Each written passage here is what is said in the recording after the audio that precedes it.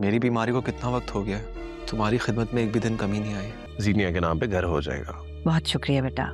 آج کافی دنوں بعد بہت ریلیکس فیل کر رہی ہوں۔ خدمت جب محبت سے کی جائے تو نہ تو اس میں کوئی کمی آتی ہے، میں جانتی ہوں کہ آپ اپنے وعدے کے بہت سچے ہیں۔ نہ خدمت کرنے والا کبھی تھکتا ہے۔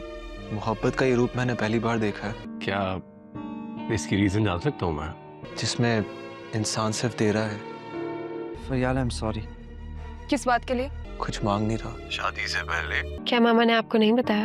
بتایا تو ہے، بٹ میں آپ جیسے ورتھ لیس انسان سے بات بھی نہیں کرنا چاہتی، اگر آپ سچ پوچھیں تو مجھے یقین نہیں ہو رہا۔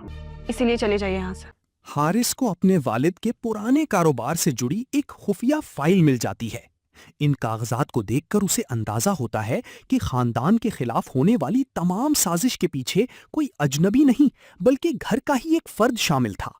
یہ حقیقت جان کر حارث شدید صدمے میں آ جاتا ہے، مگر وہ فیصلہ کرتا ہے کہ اب سچ سب کے سامنے لا کر ہی رہے گا۔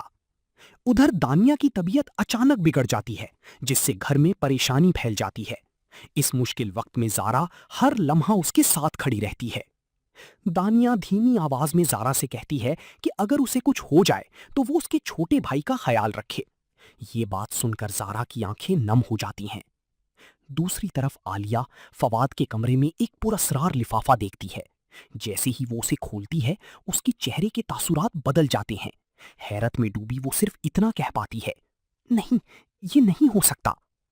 اسی حیران کن موڑ پر قسط اختتام پذیر ہو جاتی ہے۔